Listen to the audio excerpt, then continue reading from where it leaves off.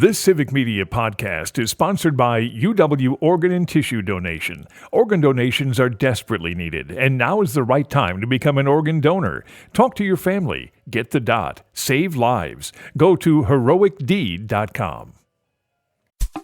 This is your WLAK Daily News Roundup for Lake Air, 107.5 FM and 1260 AM in Amory.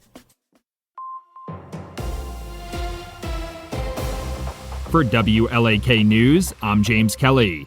The City of Ashland will host a public hearing on potential improvements at JFK Memorial Airport on Tuesday. The city is considering improvements like runway rehabilitation, installing new lights and signage, and purchasing more land for runway approaches. They are also considering the purchase of snow removal equipment, updating the terminal building, reconstructing airport parking lots, and preparing a new airport master plan. The hearing will be held during the City Council meeting at City Hall on Tuesday at 6 p.m.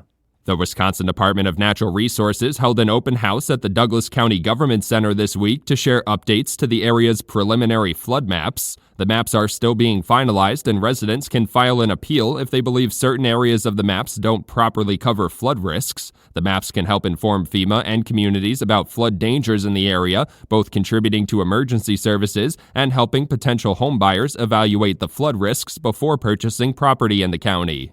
Despite flipping a number of seats under new district maps, Wisconsin Democrats have seemingly lost some committee seats for this session. The number of seats on each committee and the ratio of Republican and Democrat members is determined by Assembly Speaker Robin Vos. Amid a slimmer majority, Speaker Vos decreased the total number of members in some committees. Democrat lawmakers criticized the move as a punishment for success under the new maps, saying residents voted for more equal representation in the legislature. A Clayton man is facing charges in Barron County after being accused of stealing a manure spreader. 30-year-old Anthony Ninke was charged with felony theft of movable property on Wednesday and is facing a maximum of 6 years in prison and a $10,000 fine if convicted. According to court documents, the owner of the manure spreader had received an anonymous tip that Ninke had been looking to purchase one, and the owner's son said he had seen it on Ninke's property. Ninke is scheduled to appear in court on February 19th.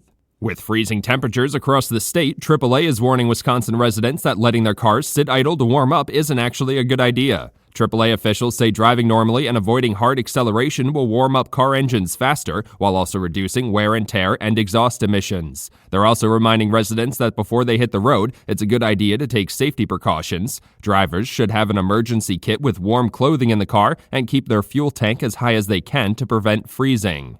Wisconsin's employment numbers hit new record highs to close out 2024. According to the Department of Workforce Development, the state ended the year with over 3,075,000 people working, an increase of about 32,000 over the December 2023 numbers. Unemployment numbers saw a slight increase from 2.9% in November to 3%, still well below the national average of 4.1%. In total, the state had a labor force participation rate of nearly 66%, higher than the national average of 62.5%. A new report from the Institute for Energy Economics and Financial Analysis found that plans for a tunnel on Enbridge Energy's Line 5 pipeline will cost much more than originally anticipated. According to the report, the organization estimated that the total cost of the project will be much higher than the $500 million estimation the company shared in 2018. In addition to the higher cost, Enbridge Energy is currently engaged in a legal battle with local environmental and tribal groups challenging the Line 5 pipeline relocation project. The American Red Cross is highlighting a number of upcoming blood drives in Barron County as the organization once again pleads for more donations. According to Red Cross officials, dangerous winter conditions and the ongoing wildfires in California have caused hundreds of blood drive cancellations, severely depleting the organization's resources. Blood drives will be held in Rice Lake, Barron, and Chetek over the next month. Officials are specifically asking residents with type O negative blood to consider donating blood platelets. A new report from the Wisconsin Realtors Association found home prices and overall sales rose again in 2024. According to the report, the number of home sales rose by nearly 5% over 2023, and the average price jumped nearly 9% to $310,000. The report also noted that while home prices are rising in the state, they have not risen as quickly as other regions. Experts cited high demand and low supply for the seller's market, and higher mortgages with stagnant income contributing to affordability challenges. Wisconsin Attorney General Josh Kaul has announced the state will join 17 others in defending an Environmental Protection Agency rule targeting PFAS. According to a press release, the brief will be filed with the U.S. Court of Appeals for the D.C. Circuit and argues that upholding the rule would significantly improve public health. PFAS contamination has been linked to a number of negative health effects, including various types of cancer and ulcerative colitis. Addressing PFAS contamination has been a major goal for state officials in Wisconsin. For WLAK News, I'm James Kelly. The Bucks trounced the Heat. Hi, I'm Mike Clemens with sports. The Bucks beat the Miami Heat 125-96 at Fiserv Forum. The win despite some challenges getting back to Milwaukee from New Orleans, where the Bucks were stuck in a hotel during a record-breaking snowstorm. The start time to last night's game had to be pushed back an hour. Bucks head coach Doc Rivers. Showing up for a game 2 hours before the game off an airplane, my guess is that our science team would probably say not the healthiest thing to do. On the plane, we showed the guys their matchups. I told them to be prepared. NFL, the Buffalo Bills face the Kansas City Chiefs in the AFC title game Sunday at 5:30 from Arrowhead. Do the referees give the Chiefs a break when calling penalties? I don't feel that way. I mean, I just try to play football at the end of the day. The referees are doing their best to call the game as fair and as proper as they possibly can, and all you can do is go out there and play the game that you love as hard as you can and live with the results, and so that's what we preach here in Kansas City. That's Chiefs quarterback Patrick Mahomes. With sports, I'm Mike Clemens. On your entertainment beat, I'm Pete Schwaba. Oscar nominations came out yesterday. 10 movies were nominated for Best Picture. But in the Best Supporting Actor category, there were 5 nominees, including Yuri Borisov for Anora, Edward Norton for his role opposite Timothy Chalamet in the Bob Dylan biopic A Complete Unknown. Guy Pearce was nominated for his role in The Brutalist. Kieran Culkin for the comedy drama A Real Pain. And his Succession co-star Jeremy Strong drew a nomination for his part in The Apprentice. A Complete Unknown, The Brutalist, and Anora all drew Best Picture nominations as well. In the Best Supporting Actress category, it was more good news for A Complete Unknown as Monica Barbaro was nominated, to no one's surprise. Ariana Grande got a nod for her role in the blockbuster Wicked. Felicity Jones for The Brutalist. Isabella Rossellini is up for her role in Conclave. And after showing her musical side, the Academy recognized Zoe Saldana for her role in Emilia Perez. Every film these actresses were in was also nominated for Best Picture. Nice job, girls. We are hitting the height of awards season buzz. The granddaddy of them all, the Academy Awards, are right around the corner, and the nominations are officially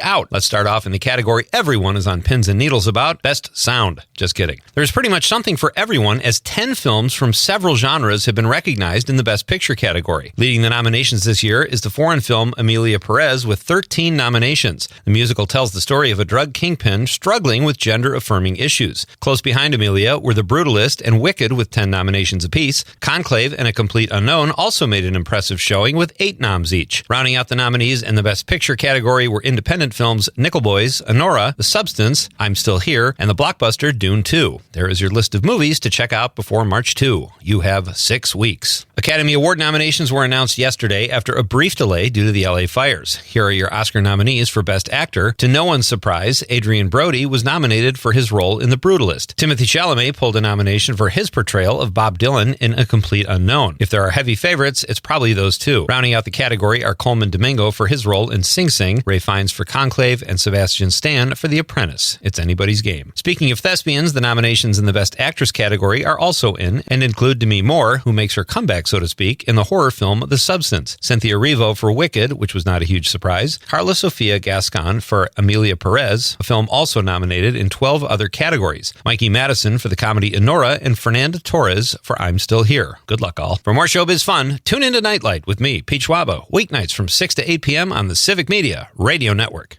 With your forecast, I'm Corey Hartman. Chance of a snow shower this afternoon, otherwise mostly cloudy. Highs near 20. It'll be breezy, keeping wind chills below 0. For tonight, mostly cloudy, a low around 17. Windy for Saturday, partly sunny, highs near 28. Breezy Saturday night with a low around 7. Right now, 1 below 0. That's your WLAK Daily News Roundup from Civic Media. Subscribe to this podcast on Spotify, Apple, or wherever you find your podcasts. Find more news at lakeair.radio. The national news cycle never stops, but it can be hard to find news about your local community. Civic Media is dedicated to providing quality local and state news coverage across Wisconsin. With the Civic Media app, you can get notifications about local stories that matter to you and your community. Find the free Civic Media app in your phone's app store and choose notifications from the menu to tell us what kind of news you want to hear about.